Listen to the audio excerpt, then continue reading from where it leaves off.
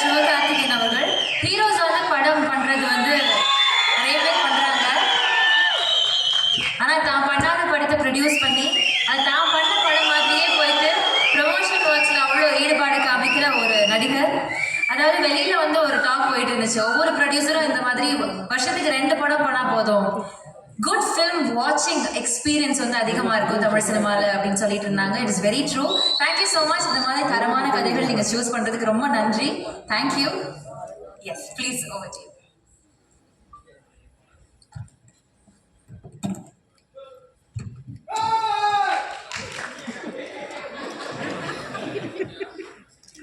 நான் வர சொல்லி இது கேஸ் ஏன் மேல ஆயிரும். அப்புறம் இங்கே வந்திருக்கிற எனக்கு பிடித்த பேசவா வேணுமா? கிளம்பில எல்லாருமே கிளம்பிடலாம், டைம் ஆகுது.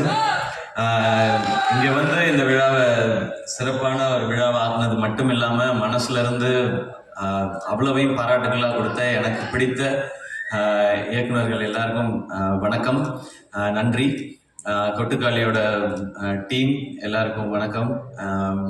இங்கே வந்திருக்கிற பத்திரிகையாளர்கள், தொலைக்காட்சி நண்பர்கள், இணையதள நண்பர்கள், ஃபோட்டோகிராஃபர்ஸ், கேமராமேன் எல்லாருக்கும் நன்றி, வணக்கம். இது முதல்ல நான் கூழாங்கல் படம் பார்த்தேன்.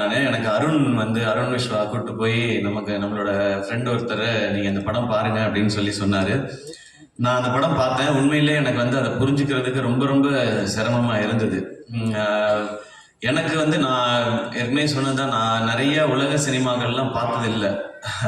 எனக்கு தெரிஞ்சதெல்லாம் தமிழ் சினிமாவில் என்னென்ன படங்கள்லாம் வந்திருக்கோ அதெல்லாம் பார்த்துருக்கேன். இங்கே இருக்கிறது மட்டும்தான். இதில் வித்தியாசமாக வந்த படங்கள் எல்லாம் தான் எனக்கு ஓரளவுக்கு இருக்கிற புரிதல். அந்த படத்தை புரிஞ்சுக்கிறதுக்கு ரொம்ப சிரமமாச்சு. அப்புறம் பேசி தெரிஞ்சுக்கிட்டேன். அப்புறம் அவர் வந்து ஒரு அவார்டு வாங்கினாரு அப்படின்னு சொன்னாங்க, ராட்டர்டாம் ஃபெஸ்டிவல். நமக்கு அதிகமாக வெளியே தெரிஞ்ச ஃபெஸ்டிவல்ஸ் வந்து கான் ஃபிலிம் ஃபெஸ்டிவல், ஆஸ்கர் மட்டும்தான் நமக்கு தெரியும்.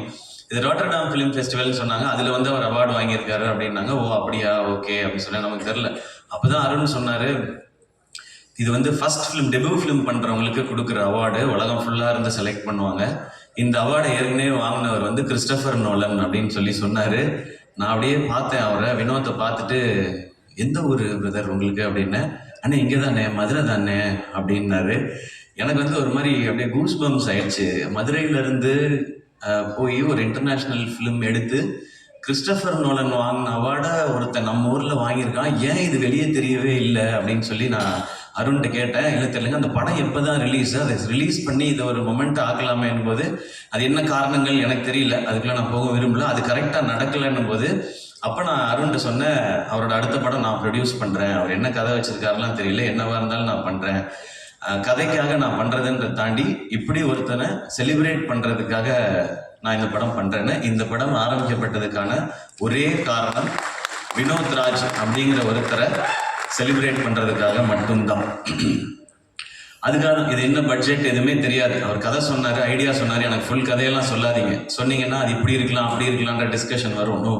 உங்களுக்கு என்ன எடுக்கணும்னு தோணுதோ அதை எடுங்க, பட்ஜெட்டை ஒர்க் அவுட் பண்ணி கொடுங்க, இது நம்ம பண்ணுறோம், அவ்வளோதான். ஏன்னா இங்கேருந்து பயங்கரமான படம் வரணும், நம்ம ஊர்லேருந்து ஏன் வர்றதில்லை, நம்ம ஊர்லேருந்து ஏன் வர்றதில்லை, நம்ம அடிக்கடி கேட்டுகிட்டே இருக்கோம். அது நிறைய இயக்குநர்கள் பண்ணிகிட்டே இருக்காங்க. அதையும் தாண்டி ஒரு ஸ்டெப் வைக்கணும்னா இந்த மாதிரி ஒரு விஷனோட வரும்பொழுது அவங்கள எந்த கேள்வியும் கேட்காம அந்த விஷனோடய அவங்கள விட்டுறது தான் சரியா இருக்கும்னு எனக்கு தோணுச்சு. ஸோ இது வினோத் ராஜை செலிப்ரேட் பண்ணுறதுக்காக நான் எடுத்த படம் இது. இப்போ அந்த செலிப்ரேஷன் ஆரம்பிச்சிருச்சுன்னு நினைக்கிறேன். இந்த படம் பார்த்து இங்கே மிஷ்கின் சார் பேசினது, பாலாஜி சக்திவேல் சார் பேசினது, லிங்குசாமி சார் பேசினது, வெற்றி சார் பேசினது, இன்னும் நிறைய இயக்குநர்கள் பேசினது எல்லாம் பார்க்கும் பொழுது ஓகே, நம்ம எல்லாரும் சேர்ந்து செலிப்ரேட் பண்ண ஆரம்பிச்சிட்டோம் அப்படிங்கிறது தான் எனக்கு அந்த சந்தோஷம் இருக்கு. வினோத், இது வந்து ஒரு ஸ்டார்ட் தான். இந்த படத்துல நான் என்ன இன்வெஸ்ட் பண்ணியிருக்கேனோ இது போக இந்த படம் வெற்றி அடைஞ்சு எனக்கு லாபம் வந்தால் அதுல ஃபர்ஸ்ட் இருக்கிறத எடுத்து நான் உங்களுக்கு அடுத்த படம் அட்வான்ஸா கொடுப்பேன். நீங்க அடுத்து என்ன படம் எடுக்கணும்னு நினைக்கிறீங்களோ அதை எடுங்க. அது போக இன்னும் கொஞ்சம் லாபம் கிடைச்சதுன்னா வினோத் ராஜ் மாதிரி இன்னும் எங்கேயாவது இயக்குநர்கள் இருக்காங்களான்னு தேடி கண்டுபிடிச்சு கொடுக்கறதுக்கு அருண் விஸ்வா இருக்கிறாரு. அவர் அந்த மாதிரி கண்டுபிடிச்சு கொடுத்தாருன்னா அவங்களுக்கு இன்னும் 2 பேருக்கு நான் அட்வான்ஸ் கொடுப்பேன். ஏன்னா சம்பாதிக்கணும் அப்படின்ற மாதிரி படம் எடுக்கணும். முக்கியம், சினிமாவில் முக்கியமானது வந்து ஒரு பணம் போட்டால் அதுலேருந்து நம்ம சம்பாதிக்கணும். பட் நான் சம்பாதிக்கிறதுக்கு நீங்கள் வந்து எனக்கு நடிகன்ற அங்கீகாரம் கொடுத்து என்னை அதுலேயுமே ஸ்டார் ஆக்கி என் படத்துடைய வியாபாரத்தையும் நீங்கள் பெருசாக்கி வச்சுருக்கீங்க. நான் போய் சின்சியராக வேலை பார்த்தா நிச்சயமாக காசு வரும். அப்போ அதுலேருந்து சினிமாவுக்கும் பயன்படுற மாதிரி ஏதாவது ஒன்று செய்யணும் அப்படிங்கிறது தான். அன்னைக்கு புஷ்கர் காயத்ரி அவங்க படம் பார்த்துட்டு என்கிட்ட வந்து கை கொடுத்துட்டு ஒன்று தான் சொன்னாங்க, this is your service to சினிமான்னு சொன்னாங்க. அப்படி இந்த படம் நடந்துருச்சுன்னா நமக்கு இந்த வாழ்க்கையை கொடுத்த இந்த சினிமாவுக்கு என்னால் முடிஞ்ச ஒரு சின்ன ரிட்டர்னாக நான் இதை பார்க்குறேன். தேங்க்யூ. இந்த மாதிரி படங்கள் எடுக்கிறதுக்கான தைரியத்தை கொடுத்தது மக்கள் நீங்கள் எல்லாரும் தான். நீங்கள் என்ன நடிகன் ஆக்குனது அதன் மூலமாக எனக்கு கிடைக்கிறது மூலமாக வச்சு நான் இதை பண்ணுறேன். நான் சினிமாவுக்கு வந்தது வந்து நிறைய கமர்ஷியல் சினிமாஸ் பார்த்து, நான் நடிக்கிற படங்கள் எப்போவுமே அப்படி தான் இருக்கும், அது வசூல் இருக்கணும்னு நினைப்பேன். ஏன்னா இப்போ வந்து என்னுடைய படங்களில் வந்து இன்வெஸ்ட்மெண்ட் பெருசாகிடுச்சு. அப்போ அதை ரிட்டர்ன் ப்ரொடியூசர் எடுக்கணும், வெகுஜன மக்களுக்கு போய் சேரணும், எல்லாருக்கும் பிடிக்கணுன்றது தான் நான் நடிக்கிற படங்கள். அது கமர்ஷியலாக சக்ஸஸ் ஆகும்போது நான் மனசுக்குள்ளே நினச்சிக்கிறது, இதுக்கு முன்னாடி நான் பார்த்த ஹீரோஸ், நான் எனக்கு பிடிச்ச ஹீரோஸ், அவங்களுடைய படங்கள் அதெல்லாம் பார்த்து தான் நம்ம நடிக்க வந்தோம், அவங்களுக்கான ட்ரிபியூட். ஆனால் இந்த கொட்டுக்காளி வந்து இந்த படம் எடுத்தது இன்னைக்கு இருக்குது. நான் முக்கியமாக காலேஜ் டைமில் தான் நான் அதிகமான சினிமா பார்த்தேன். ஸ்கூல் டைமில் அப்போ வீட்டில் அவ்வளோ பெர்மிஷன் கிடைக்காது, அவங்க கூட்டிகிட்டு போகிற சினிமா மட்டும்தான். காலேஜ் டைமில் நான் பார்த்த காலகட்டத்தில் தான் நான் வந்து பார்த்தது வந்து Balaji Sakthivel sir, Lingusamy sir, Gautham Menon sir, AR Murugadoss sir, Hari sir, Dharani sir, இவங்க படங்கள் எல்லாம் தான் நான் பார்த்தேன். ஸோ நான் இந்த மாதிரி படங்கள் எடுத்து இது வந்து சக்ஸஸ் ஆகிறது, இது வரைக்கும் தமிழ் சினிமாவை ஒவ்வொரு முறையும் அடுத்தடுத்த கட்டத்துக்கு கொண்டு போன இயக்குநர்களுக்கு ஒரு ரசிகனா நான் கொடுக்குற ஒரு மரியாதையும் ட்ரிபியூட்டும் தான். பாரதி ராஜா சார், பாலச்சந்தர் சார்ல ஆரம்பிச்சு இன்னைக்கு எல்லா வகையிலையுமே நம்ம சினிமாவே நெக்ஸ்ட் லெவலுக்கு கொண்டு போயிட்டு இருக்கிற வெற்றி சாராக இருக்கட்டும், எல்லாருக்குமே நான் ஒரு சினிமா ரசிகனாக இருந்து சினிமாவுக்குள்ள வந்ததுக்கு என்னுடைய ஒரு ட்ரிபியூட்டாக நான் இந்த கொட்டுக்காளி படத்தை நான் பார்க்குறேன். தேங்க்யூ. நீங்கள் எல்லாரும் இன்ஸ்பயர் பண்ணியிருக்கீங்க அடுத்தடுத்த ஜென்ரேஷன்ஸை. ஸோ நாங்கள் அடுத்த ஜென்ரேஷன் எல்லாரும் சேர்ந்து இதை முயற்சி பண்ணியிருக்கிறோம். வினோத் எனக்கு ரொம்ப பிடிச்சது வந்து இந்த படத்தில் வந்து மியூசிக் டைரக்டர் கிடையாதுன்னு சொன்னார். எனக்கு ஒரு செகண்ட் எப்படி அது அப்படின்னு யோசிச்சேன் நான். இல்லை, அவர் என்ன சொன்னார்னா, மியூசிக் எதுவுமே இல்லாமல் இதுதான் இந்த கதை, இந்த கேரக்டர்ஸ் இதுதான் பயணிக்குதுன்னு எனக்கு சொல்லணும். ஆடியன்ஸ் அவங்களோட டிராவல் பண்ணி அவங்க என்ன உணர்றாங்களோ அதை, கேரக்டர்ஸ் என்ன உணர்றாங்களோ அதை ஆடியன்ஸ் உணரணுன்றதான் என்னுடைய முயற்சினை, அதை தான் பண்ண போறேன்னு சொன்னார். ஸோ இந்த படம் அப்படி தான் இருக்கும். அந்த ஒரு மைண்ட் செட்டோட மட்டும் வாங்க, இது நிச்சயமாக ஒரு புது அனுபவத்தை உங்களுக்கு கொடுக்கும் அப்படின்ற நம்பிக்கை எங்களுக்கு இருக்குது. இந்த மாதிரி படம் இனி ஃபியூச்சர்ல நிறைய வரும்ன்ற நம்பிக்கையும் இருக்கு. இன்னைக்கு தமிழ் சினிமா, நம்மளுடைய மீடியாவும் சரி, ரசிகர்களும் சரி, புது அட்டன் இல்லை ரொம்ப சின்சியராகவோ இல்லை ரொம்ப ஜெனுவினாவோ ஏதோ ஒன்று இருந்தால் அதை நீங்கள் எப்போவுமே சப்போர்ட் பண்ணியிருக்கீங்க. இந்த படம் தேட்டரில் ஓடி உங்களுக்குலாம் பிடிச்சி என்ன வசூல் பண்ணாலும் சந்தோஷம்தான். ஏன் அப்படின்னா இந்த படம் பார்க்கறதுக்கு எத்தனை பேர் தேட்டருக்குள்ள வராங்களோ அவங்களுக்கு ஒரு புது அனுபவத்தை இந்த டீம் வந்து நாங்கள் கொடுக்கணும்னு நினைக்கிறோம். இனி இந்த மாதிரியான படங்கள் பார்க்குறவங்களுக்கு இது ஒரு ஃபர்ஸ்ட் ஸ்டெப்பாக இருக்கும் அப்படிங்கிறது எங்களுடைய நம்பிக்கை. நான் பெரிய சினிமாவே மாற்ற போகிற ஆட்கள்லாம் கிடையாது. ஆனால் சினிமாவே மாற்ற போகிறதுக்கான அந்த ஆள் வந்து வினோத்ராஜன் நான் நம்புகிறேன். அவரால் அது முடியும்னு நம்புகிறேன். அதுக்கு நாங்கள்லாம் இப்படி சும்மா சப்போர்ட்டாக இருப்போம். அண்ட் அனபென், உங்களோட ஹெலன் பார்த்துருக்கேன், கப்பெல்லா இதெல்லாம் பார்த்துருக்கோம். உங்களோட பெர்ஃபார்மன்ஸ் எப்படின்றது தெரியும். இதில் அதை தாண்டி வேற ஒரு பெர்ஃபார்மன்ஸ் நீங்கள் கொடுக்க வேண்டி இருந்தது. அதை ரொம்ப எக்ஸ்ட்ராடனரியாக கொடுத்துருக்காங்க. அவங்க பேர் சொல்லும்போது எனக்கு எக்ஸைட்டிங்காக இருந்தது. இந்த மாதிரி கதைக்கு இவங்களை மாதிரி ஒருத்தர் தான் கரெக்ட்னு. Thank you for your support and amazing performance. இந்த படத்தில் நடித்த எல்லாருமே அவ்வளோ சூப்பராக பண்ணியிருந்தாங்க. நான் எல்லாரையும் அந்த ப்ரிவியூ ஷோவில் பார்க்கும்போது அவங்க எல்லாத்தையும் தனித்தனியாக பேசினேன். அவங்கள பார்க்கும்போது நமக்கு ஏற்கனவே ரொம்ப பழக்கப்பட்டவங்களா தெரிஞ்சாங்க. அவங்களோட ஏற்கனவே நான் பழகிருக்கேனே அப்படின்ற மாதிரி இந்த படம் பார்க்கும்போது. அண்ட் சினிமாட்டோகிராஃபர் பிரதர், இது ரொம்ப டஃப் டு ஷூட். ஏன்னா அவங்க எப்படி பண்ணாங்கன்னா ஒரு மாதம் ஃபுல்லாக ரிஹர்சல் பண்ணாங்க, அதுக்கப்புறம் தான் படம் ஷூட்டிங் பண்ணாங்க. ஸோ எங்கே ஷூட்டிங் நடக்குதோ அங்கேயே ரிஹர்சலும் பண்ணி அப்படி தான் ஷூட் பண்ணாங்க. அண்ட் சிங் சவுண்டு அங்கேயே பேசி, இது நாங்கள் சில இதெல்லாம் நிறையா, நானும் சூரியனுமே நிறையா பண்ணியிருக்கோம், டப்பிங்கில் கரெக்ட் பண்ணுறது அப்படின்னு சொல்லி, இங்கே விட்டோம்ப்பா டப்பிங்கில் பார்த்துக்கலாம்ப்பா அப்படின்னு. இப்போ நிறையா அப்படி தான் போகுது. பட் அப்படி பண்ண முடியாது இந்த படம். ஸோ ரொம்ப மெட்டிகுலஸாக வேலை பார்க்கணும். ஒரு ஃபஸ்ட்டு ஷாட் ஒன்று இருக்குது படத்தோட ஆரம்பத்தில், அதை எடுத்தது எப்படின்ற அப்படின்றத நம்ம ஃபர்ஸ்ட் தோணல. அதுக்கப்புறம் நான் கேட்டேன். ஏன்னா ஒரு பெரிய இடத்த கிராஸ் பண்ணி நடந்து போகணும். அப்போ அவங்க சொல்லுவாங்க, ஒரு வீட்டில் யாராவது பாட்டு போட்டு விட்டுருவாங்க, இல்லை யாராவது கதவை திறந்து வந்து வெளியே நின்று பல்லு விளக்கிட்டு இருப்பாங்க. அப்படி சார் உள்ளே போங்க சார், உள்ளே போங்க சார், அந்த டைமுக்குள்ளே ஷூட் பண்ணணும்னு சொல்லி ஒரு வில்லேஜையே ஒட்டுமொத்தமாக கண்ட்ரோல் எடுத்து வினோத் வந்து அந்த மாதிரி ஷூட் பண்ணியிருக்காங்க. ஸோ சவுண்ட் டிசைனர்ஸ் எல்லாருக்கும் அழகிய குத்தன், ராகவ, சுரேன், அவங்க தான் இந்த மியூசிக் டைரக்டர் இல்லை அப்படின்றத தாண்டி ஆனால் இந்த படத்துக்கு தேவையான மொத்தத்தையும் அந்த லைஃப்பை வந்து கிரியேட் பண்ண வேண்டியது அவங்க கையில் தான் இருந்துச்சு. அவங்களுக்கும் என்னுடைய தேங்க்ஸ் அண்ட் வாழ்த்துக்கள். அண்ட் கணேஷ் சிவா எடிட்டர், அவர் என் ஃப்ரெண்ட் நவநீதனோட தம்பி அவர். ஸோ இன்னும் கொஞ்சம் பர்சனல் தான் அவரோட ஒர்க் சொல்கிறாங்க. ட்ரெய்லர் ரொம்ப ரொம்ப நல்லா இருந்தது.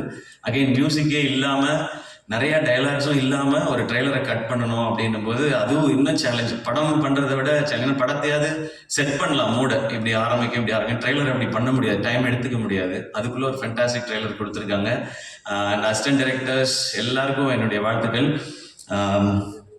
ஃபைனலாக சூரியனை வந்து ஒரு காமெடியன் டு ஹீரோ அப்படின்றதெல்லாம் தாண்டி எப்போவுமே அவர் எனக்கு தெரிஞ்ச வகையில் அவர் ஒரு சூப்பர்வான ஆக்டர்.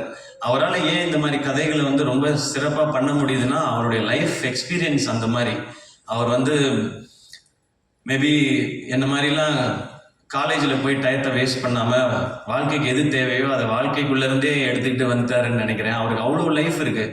அவரை நீங்கள் பார்க்கும்போது ரொம்ப காமெடியான ஒருத்தராக தான் எல்லாருக்குமே தெரியும், ரொம்ப இன்னசென்ட்டுன்னு தான் தெரியும். பார்க்க தான் மாணிக்கம், ஆனால் அவர் அப்படி கிடையாது. ஊரில் அவர் பயங்கரமான ஒரு ஆள். அவருடைய கதைகள் கேட்டால் அதுக்குள்ளே எல்லாமே இருக்குது. அவர் வாழ்ந்த வாழ்க்கைக்குள்ளே அவ்வளோ இருக்குது. அது மனசுக்குள்ளேருந்து அவர் வெளிப்படுத்தும் போது இந்த மாதிரியான பர்ஃபார்மன்ஸ் வருதுன்னு நான் நம்புகிறேன். விடுதலை அவருக்கு ஒரு பெரிய டைமென்ஷன். அதை வந்து வெற்றி சார் வந்து கொடுத்தாங்க. அப்போ அந்த விடுதலை நடந்துட்டு இருக்கும்போதே இந்த கொட்டுக்காளி அந்த படம் பண்ணாங்க. நான் கொட்டுக்காளி ரஷஸ் பார்த்துட்டு சொன்னேன், அண்ணா விடுதலை படத்தில் வெற்றி சார் வந்து உங்களுக்கு பயங்கரமாக ஒர்க் வாங்கியிருப்பாங்கன்னு. அவங்க வந்து யாரனாலுமே பயங்கரமாக நடிக்க வச்சிருவாங்க. பட் எனக்கு என்னமோ தோணுது, கொட்டுக்காளி படம் அதை விட 1 மார்க் எக்ஸ்ட்ரா வாங்கிடும்னு நினைக்கிறேன்னா உங்களோட ஆக்டரா அப்படின்னு சொல்லி எனக்கு அதுதான் ஃபர்ஸ்ட் ரஷஸ். அப்போ நான் விடுதலை பார்க்கல. நான் விடுதலை பார்க்காமலே எனக்கு தோணுனது தான். ஏன் அப்படின்னா மேபி அது இன்னும் நெருக்கமாக அவரை நமக்கு காட்டினதுனால. அண்ட் இதில் ஒரு சின்ன ஒரு ஷேட் இருக்குது, அது இது வரைக்கும் நம்ம சூரியன்கிட்ட பார்க்காத ஷேட். அதனால எனக்கு அது தோணிகிட்டே இருந்துச்சு. அண்ட் கருடன், அது வந்து கருடன் இந்த பிளான்ல இருக்குன்னே எனக்கு தெரியாது. வந்து ஒரு பெரிய கமர்ஷியல் சக்ஸஸ் கொடுத்தேன். இந்த வருஷம் சக்ஸஸ்ஃபுல்லாக ஓடின படங்கள்ல முக்கியமான இடத்துல கருடன் இருக்கு. ஒரு 3-4 ஃபிலிம்ஸ் தான் இருக்குன்னு நினைக்கிறேன், ஒரு ப்ராப்பர் பிளாக் பஸ்டர் ஃபிலிம்னு. அதுல கருடன் இருக்கு. ஸோ கமர்ஷியல் சக்ஸஸும் கொடுத்துட்டாரு. நான் கம்பேர் பண்றேன்னு நினைக்க வேணாம். எனக்கு வந்து நான் காலேஜ் படிக்கும்போது ஞாபகம் இருக்கு, விக்ரம் சாருக்கு வந்து தூள், சாமி, பிதாமகன் ஒரே வருஷத்துல வந்துச்சு சார். விக்ரம் சார், நான் கம்பேர் பண்ணி சொல்ல சார், அந்த இயர் உங்களுக்கு எப்படி ஸ்பெஷலா இருந்ததோ அந்த மாதிரி ஒரு ஸ்பெஷல் இயர் சூரியனனுக்கு இந்த வருஷம். விடுதலை, கருடன் அண்ட் இந்த கொட்டுக்காளி, இதுல சூரியனனுக்கு நேஷனல் அவார்டு கிடைச்சிச்சுன்னா என்னை விட அதிகமா சந்தோஷப்படுறவங்க யாரும் இருக்க மாட்டாங்க. நான் கிடைக்கும் நம்புறேன். அப்படி இந்த படத்துல ஏதாவது லைட்டா முன்ன பின்ன ஆனாலும் வெற்றி சார் இருக்காரு, அவர் வாங்கி கொடுத்துருவாருன்ற நம்பிக்கை எனக்கு இருக்கு. ஸோ அது கிடைக்கணும். அண்ட் எனக்கு இன்னும் ஆசை, இன்னும் மிஷ்கின் சாரோட படத்தில் ஒர்க் பண்ணணும் சூரியன் அடுத்து. சார் நீங்கள் வந்து சூப்பர் சார், தேங்க்யூ சார். அதே மாதிரி பாலாசக்திவேல் சாரோட படத்தில் ஒர்க் பண்ணணும். ஏன்னா அவர் உண்மையிலேயே ரொம்ப ரொம்ப திறமையான நடிகர். எனக்கு ஏன் அதெல்லாம் நான் ஏன் ஒர்க் பண்ணணும்னு கேட்கலன்னா, அவங்களாம் நிறைய பயங்கரமாக நடிக்க சொல்லுவாங்க, நமக்கு அவ்வளோ வராது. நமக்கு ஓரளவுக்கு அப்படியே பண்ணிட்டு மொத்தமாக ஒரு பேக்கேஜ் தான் நம்ம. ஆனால் சூரியன்னா என்னை விட இன்னும் நல்லா நடிக்கக்கூடியவர். ஸோ எல்லா இந்த மாதிரி ஒரு எக்ஸ்ட்ராடனரியான டைரக்டர்ஸோட ஒரு ஒர்க் பண்ணணும், இன்னும் நிறைய விருதுகள் வாங்கணும், இன்னும் நிறைய மக்கள்கிட்ட போய் இன்னும் பெரிய பெரிய ஹீரோவாக ரீச் ஆகிட்டே இருக்கணும். அவர் எனக்கு காமெடியன், ஹீரோ அப்படிலாம் நான் பார்த்ததே கிடையாது. என்றைக்குமே என் அண்ணன் ஜெயிச்சா நான் ஜெயிச்ச மாதிரி, அவ்வளோதான். அண்ட் மீண்டும் ஒரு முறை பாலாசக்திவேல் சார், உங்களுக்கு ஒரு ஸ்பெஷல் தேங்க்ஸ். என்ன முருகன் சார் அன்னைக்கு சொன்னார், சார் நீங்கள் படம் பார்த்துட்டு போய் டியர் சார்ஸ்ன்னு போட்டு டைரக்டர்ஸ் குரூப்பில் இந்த படத்தை கண்டிப்பாக பாருங்கன்னு சொல்லி அவங்க வந்து மெசேஜ் போட்டாங்க. அண்ட் லிங்குசாமி சார் படம் பார்த்துட்டு ஒரு பைட் கொடுத்துட்டு அடுத்த நாள் காலையில் எழுந்திரிச்சு ஒரு 5 minutes வீடியோ கொடுத்துட்டு இங்கே வந்து படத்தை பற்றி பேசுகிறாங்க. Thank you sir. அண்ட் மணி சாருக்கு வந்து இவங்க வாய்ஸ் நோட் போட்டிருக்காங்க. மணிரத்னம் சாருக்கு, சாரி நான் மணி சார்ன்னு சொல்லிட்டேன், தப்பாக நினச்சிக்காதீங்க. மணிரத்னம் சாருக்கு வந்து வாய்ஸ் நோட் போட்டிருக்காங்க, நான் ஒரு படம் பார்த்தேன் சாருன்னு சொல்லி, சாரும் நான் பார்க்குறேன்னு சொல்லி. ஸோ இவ்வளோ ஓன் பண்ணி பண்ணுறாங்க. வெற்றி சாரும் அந்த மாதிரி எங்கே பார்த்தாலுமே வினோத் முக்கியமான டேரக்டர், கொட்டுக்காளி படம் வரப்போகுதுன்னு சொல்கிறாங்க. அண்ட் மிஷ்கின் சார் எனக்கு தெரிஞ்சு நாங்கள் யாரும் எந்த கண்டென்ட்டும் இந்த படத்தை ப்ரமோட் பண்ணுறதுக்கு இதுக்கப்புறம் கொடுக்க வேண்டிய அவசியமே இல்லைன்னு நினைக்கிறேன். 10 எபிசோடு யூடியூப்ல போடலாம், முடிஞ்சால் நெட்ஃப்ளிக்ஸ்லேயோ அமேசான்லேயோ ஒரு சீசனாகவே ரிலீஸ் பண்ணலாம். மிஷ்கின் சாரும் கொட்டுக்காளி ஆடியோ லான்ச்சுன்ற பேரில் எனக்கு தெரிஞ்சு அது கொட்டுக்காளியை விட அதிக ஓடிடி ரைட்ஸ் போகிறதுக்கு வாய்ப்பு நிறையா இருக்குது. அவ்வளோ கண்டென்ட் ஏன் அவங்களுக்கு இதில் எதுவுமே பெனிஃபிட் இல்லையே, ஆனால் அதுதான் அவங்க சினிமா மேலே வச்சுருக்க காதல். இதுக்கு எவ்வளோ நன்றி சொன்னாலும் பத்தாது. எனக்கு ரொம்ப சந்தோஷம், இந்த சினிமாவில் இயக்குனர்கள் ஆவது இவ்வளோ ஒற்றுமையாக இருக்காங்களேன்னு நினைக்கும் போது எனக்கு ரொம்ப சந்தோஷமாக இருக்குது. அது இருக்கட்டும், ஏன்னா இயக்குனர்கள் நீங்கள் ஒற்றுமையாக இருந்து வித்தியாசமான படைப்புகளை கொடுத்தா தான் நாங்கள் ஹீரோஸோ ஸ்டார்ஸோ எல்லாமே அவங்கள்ட்ட இருந்து கிடைக்க சந்தோஷம். Ravikumar weather, thank you. இதை நீங்கள் இன்னும் மக்கள்கிட்ட கொண்டு போய் சேர்க்குற விதமாக ஒலிம்பிக்கோட கம்பேர் பண்ணி சொன்னீங்க, தேங்க்யூ உங்களுக்கு. அண்ட் பத்திரிகையாளர்கள், நிச்சயமாக உங்களுக்கு இந்த படம் பிடிக்கும்ன்ற நம்பிக்கை இருக்குது. இந்த படம் வசூல் செய்கிறது விட ரொம்ப ரொம்ப முக்கியம் வினோத் இந்த படத்தின் மூலமா அடுத்த கட்டத்துக்கு நகர்றது. ஏன்னா நான் பார்க்கறது வினோத் தமிழ் சினிமாவோட ஒரு ப்ரைடு. எங்க தமிழ் சினிமால இருந்து எங்க கிட்ட ஒரு இயக்குனர் இருக்கான், அவன் வினோத் ராஜ், கொட்டுக்காளியோட வரான் அப்படின்றதான். ஆடியன்ஸ் படத்தை பாருங்க, நிறைய கருடனை மறந்துடுங்க, விடுதலையை மறந்துடுங்க, அது ரெண்டும் வேற வேற மாதிரியான படம். இது வித்தியாசமான ஒரு அனுபவத்தை நிச்சயம். இந்த வித்தியாசமான வார்த்தையை ரொம்ப நானே நிறைய பயன்படுத்திட்டேன் என்னுடைய படங்கள்லேயே. இது ஒரு வித்தியாசமான படம் அப்படிலாம். இது எந்த வித்தியாசமானதுன்னா இது ஒரு புது எக்ஸ்பீரியன்ஸ், அதான் சொல்ல தெரியுது. நம்ம இது வரைக்கும் போகாத ஏதாவது ஒரு தீம் பார்க்குக்கு போனோம், அது எப்படி இருக்குன்னே தெரியாம நம்ம போனோம்னா அது ஒரு அனுபவம் கொடுக்கும் இல்லையா, அந்த மாதிரியான அனுபவத்தை இது கொடுக்கும்னு நான் நம்புறேன். இதுக்குள்ள எல்லாமே பேசியிருக்காரு வினோத், எல்லா வகையான அரசியலும் பேசியிருக்காரு. ஆனா எதையும் கருத்தா திணிக்காம கதையோட்டத்துல கேரக்டர்ஸோட இயல்புலேயே சொல்லியிருக்காரு. இந்த படத்தை நீங்க சப்போர்ட் பண்ணீங்கன்னா நிச்சயம் கொட்டுக்காளி மாதிரி இன்னும் எஸ்கே ப்ரொடக்ஷன்ஸ்ல இருந்து நிறைய படைப்புகள் வரும். நிறைய இயக்குனரை உங்களுக்கு அடையாளப்படுத்த, நான் யாரையும் கண்டுபிடிச்சி உங்களுக்கு நான் தான் வாழ்க்கை கொடுத்தேன், உங்களை நான் தான் ரெடி பண்ணேன், அந்த மாதிரிலாம் நான் சொல்ல மாட்டேன். ஏன்னா என்னைய சொல்லி பழகிட்டாங்க நான் தான் வாழ்க்கை கொடுத்தேன்னு. அந்த மாதிரியால நான் இல்லை. எனக்கு இது ஒரு சின்ன ஒரு இன்ட்ரடியூஸ் பண்ணுவோம்ல, இங்கே பாருங்க இவங்க தான் என் ஃப்ரெண்ட் அப்படின்னு சொல்லுவோம்ல, அந்த மாதிரி வேலைகளை அதுவும் நீங்கள் கொடுத்த இந்த ஆக்டர்ன்ற இந்த பொசிஷன்ல இருந்து இதை கரெக்டாக யூஸ் பண்ணி பண்ணணும்னு நினைக்கிறேன். இது வெற்றி அடைந்தால் இந்த மாதிரி முயற்சிகள் இன்னும் தொடரும். மீண்டும் மறுமுறை எல்லாருக்கும் நன்றி அண்ட் லவ் யூ. அண்ட் உங்களுக்கு தேங்க்யூ, நீங்கள் தொகுத்து வழங்கினதுக்கு. அண்ட் உங்களோட ஷோஸ் எல்லாமே சூப்பராக இருக்குது. அண்ட் எல்லாருமே அதை பற்றி பேசிகிட்டு இருந்தோம். இப்போ கங்க்ராச்சுலேஷன்ஸ்.